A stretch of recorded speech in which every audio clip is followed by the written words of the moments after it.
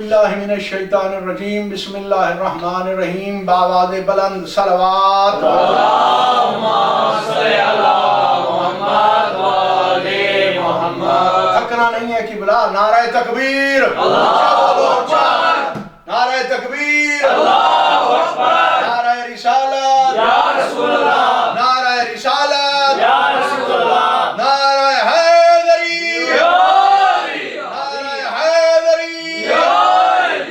توجہ ہے، بسم اللہ۔ مولا امام جعفر صادق سلام اللہ علیہ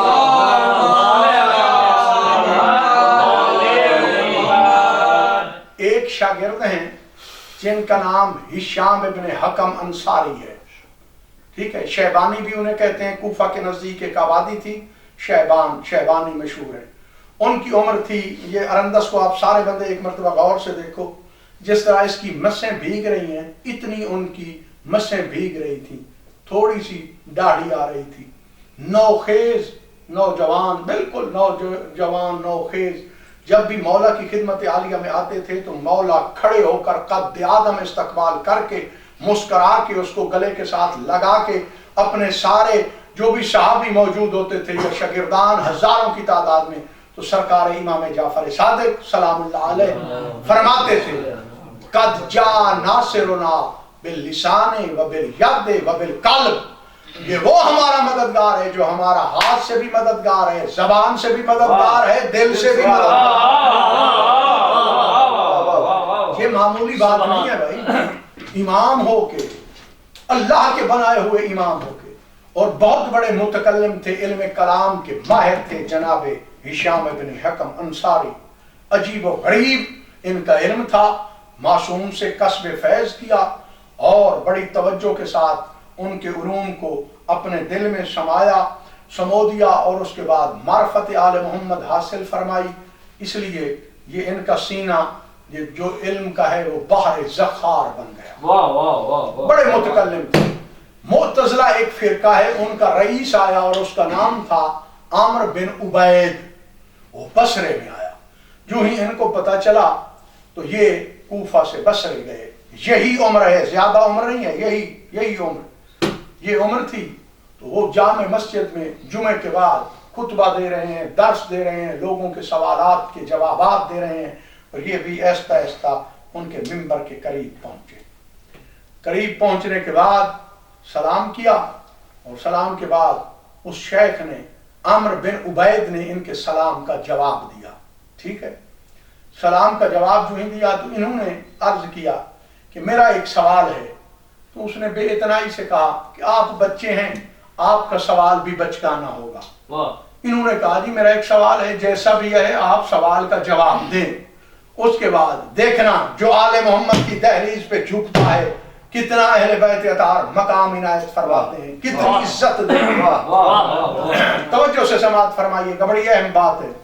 کہا میرا سوال یہ ہے کہ میں آپ سے یہ پوچھنا چاہتا ہوں آپ کی آنکھیں ہیں؟ اس نے کہا یار یہ کیا بات ہے، یہ آنکھوں والی بات آپ پوچھ رہے ہیں، یہ کوئی پوچھنے والی بات ہے؟ جناب ہشام ابن حکم نے فرمایا میرا یہی سوال ہے، مجھے اس کا جواب دیں۔ اس نے کہا جی میری آنکھیں ہیں، ہر کوئی دیکھ رہا ہے میری آنکھیں ہیں۔ تو فرمایا تو آنکھوں سے کون سا کام لیتا ہے؟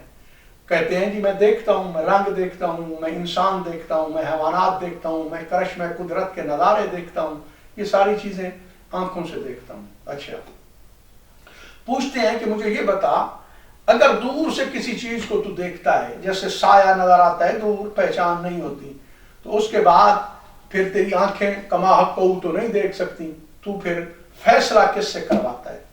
کہا ہاں یہ بات آپ کو بتا دوں، جو ہی جناب ہشام ابن حکم ان کے قریب پہنچے تو جو آخری بندہ تھا، یعنی ان سے پہلا بندہ تھا، ویسے سوالوں میں سے آخری، ان سیکنڈ لاسٹ اور لاسٹ پھر ان کا، اس کو جواب دے رہے تھے عامر بن عبید کہ دنیا میں نبوت کے بعد امامت کی کوئی ضرورت نہیں ہے، ٹھیک ہے۔ یہ بات انہوں نے کی، اس کے بعد جناب ہشام ابن حکم انصاری نے یہ سوال کہا اگر تو دور سے ایک سایہ دیکھتا ہے، پتہ نہیں چلتا یہ انسان ہے، حیوان ہے، یا گھوڑا ہے، خچر ہے، گدھا ہے، یعنی جو مماثلت رکھتے ہیں دور، تو پھر تو کیا کرتا ہے؟ کہا میرا دل نہیں ہے، اللہ نے دل کو حاکم بنایا ہے، میرا دل فیصلہ کرتا ہے، جو مجھے دل چیز کہتا ہے یا حکم دیتا ہے میں وہ مانتا ہوں. کہا بالکل ٹھیک، آفرین، آپ نے بالکل پورا 100 نمبر لیا ہے، ٹھیک جواب دیا ہے. اس کے بعد پوچھتے ہیں جی آپ کے کان ہیں؟ انہوں نے کہا پھر وہی بات میں جو پوچھ رہا ہوں. کہتے ہیں مجھے یہ بتا، اگر تو یہ عام باتیں پوچھ رہا ہے تو پھر تو عام بچہ نہیں ہے، تو ہشام ابن حکم انصاری تو نہیں ہے. کہتے ہیں کہ ابھی اس بات کو چھوڑ دو، میں جو بھی ہوں آپ مجھے جواب. کان ہے جی، ٹھیک ہے جی، کان ہے تو اس کانوں سے کون سا کام لیتے ہو؟ کہا میں اس کو سنتا ہوں ان کے ذریعے سے، سماعت. تو کہا اگر تجھے مشتبہ ہو جائے کوئی آواز، یہ عورت کی ہے، مرد کی ہے، بچے کی ہے، بوڑھے کی ہے، جوان کی ہے، حیوان کی ہے، انسان کی ہے، یہ کس کی آواز ہے، تو پھر کس کی طرف رجوع کرتا ہے؟ کہتا ہے اللہ نے حاکم نہیں بنایا دل، وہ ہمارے کانوں پر بھی حاکم ہے، وہ فیصلہ کرتا ہے کہ یہ کس کی آواز. کہا بالکل آپ کے پورے نمبر ہیں. اس کے بعد کہتے ہیں جی آپ کی ناک ہے؟ کہا ہے. تو کہتے ہیں عجب نہیں کہ انہوں نے جواب دیا، اگر ناک ہوتی تو پھر ولایت کی خوشبو نہ آتی. آپ کیوں چپ کر گئے ہو بھائی؟ کیا پریشانی ہے؟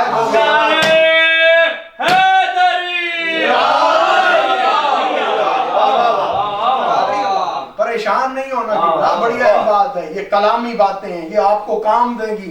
کوئی بندہ آپ سے پوچھتا ہے جو منکر امامت ہوتا ہے، جو امامت کا قائل ہی نہیں ہوتا، اس کو جواب دینے کے لیے پلے باندھ لینا بات. کہا جی ناک ہے، بھی کیا کرتے ہو اس سے، کیا کام لیتے ہو؟ سونگھتا ہوں. تجھے کیسے پتا چلتا ہے یہ چمیلی کی خوشبو ہے، گلاب کی ہے، کس کی ہے؟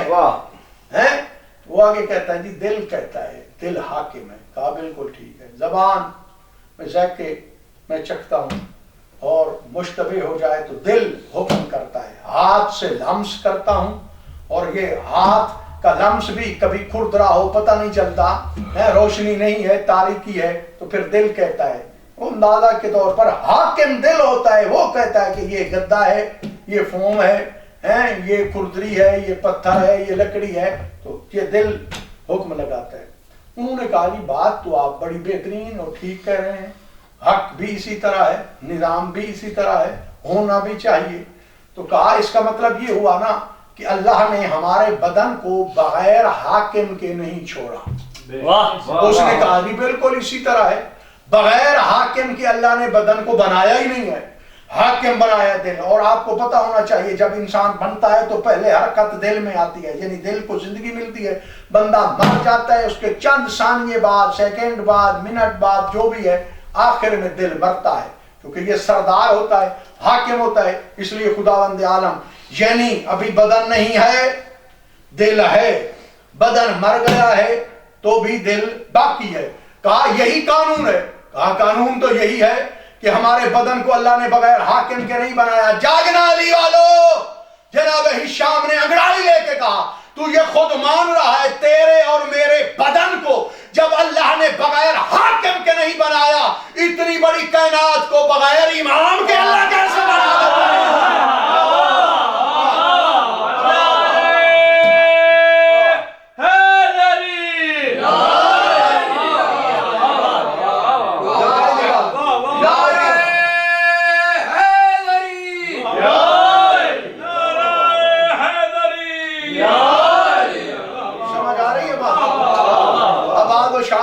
سلامت رہو، مولا پاک آپ کے دلی مقاصد پورے فرمائیں، انشاءاللہ خیر و عافیت ہو. تو یہ نظام ہو جائے گا. اسی پہ چند جملے مسائب اور اس کے بعد پھر مولا کی نیاز، تو پھر اس کے بعد دیکھتے ہیں. نیاز حسین توجہ فرمانا.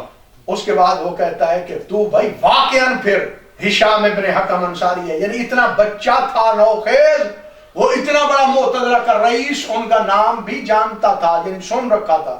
اس کے بعد وہ منبر سے اترا ہے، اپنی جگہ پہ جناب ہشام ابن حکم انصاری کو بٹھا دیا ہے.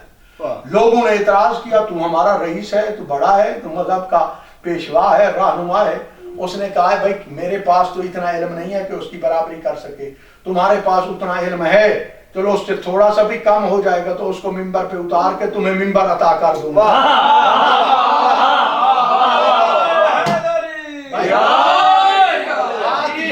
ختم نہیں ہو رہی بات، آگے ہے. یہ مناظرہ کر کے جیت کے آگے और मौला इमाम जाफर सादिक सलामुल्लाह अलैह की खिदमत आलिया सरकार ने खुश होकर इस्तकबाल किया। हाँ बिल्कुल मुख्तसर कर रहा हूँ, थकाना मकसूद नहीं है। बिल्कुल सरकार ने कद आदम खड़े होकर इस्तकबाल किया, यही जुमले दोहराए। जनाब हिशाम की पेशानी चूमी, अपने पहलू में बिठाया और मुस्कुरा के फरमाया, हिशाम जो तूने अम्र बिन उबैद से मुनाजरा किया है वो मुझे सुना। तो सर झुका के हाथ जोड़ कर करते हैं, मौला आप अल्लाह की हुज्जत हैं, इमाम हैं, मेरी क्या बिसात है मैं आपके सामने वो गुफ्तगू करूं। मेरे मौला ने फरमाया मैं इमाम होके हुक्म दे रहा हूं, वो सुना। जब उसने सारी ये गुफ्तगू सुनाई उसको लाजवाब कर लिया, चूंकि इमाम के बारे में मासूम का फरमान है, इन्नल इमाम बिमंज़िलतिल क़ल्ब फिल जसद, जिस तरह दिल इंसान के जिस्म में होता है इसी तरह इमाम पूरी कायनात में होता है। है हमें कांटा चुभता है ना वो पैर पे, तो वो भी पता चल जाता है फौरन, इधर तकलीफ हो तो भी फौरन, ये नहीं है कि ये जगह दिल के नजदीक है जल्दी पता चलता है वो दूर है। जिस तरह पूरा निजाम बदन को संभालने वाला दिल है, निजाम कायनात को संभालने वाला इमाम होता है। क्या आखिरी जुमला है, आपने लापरवाही नहीं करनी, थकना नहीं है। जब पूरी गुफ्तगू सुना दी तो मेरे मौला ने फरमाया, हिशाम ये बताओ ये बातें तूने कैसे कही थी, किस किताब से पढ़ी हैं? तो अर्ज करता है, मौला किसी भी किताब से नहीं पढ़ी, मेरे दिल पे अल्लाह इल्का करता गया है और मैं उसके सामने बयान करता गया हूं। जागना मेरे मौला फरमाते हैं, वल्लाहि हाज़ा मक्तूबुन फी सुहफ़ इब्राहीम, मुझे अल्लाह की कसम जो कुछ तूने मनाजरा किया है वो हजरत इब्राहीम के सहीफों में मौजूद है।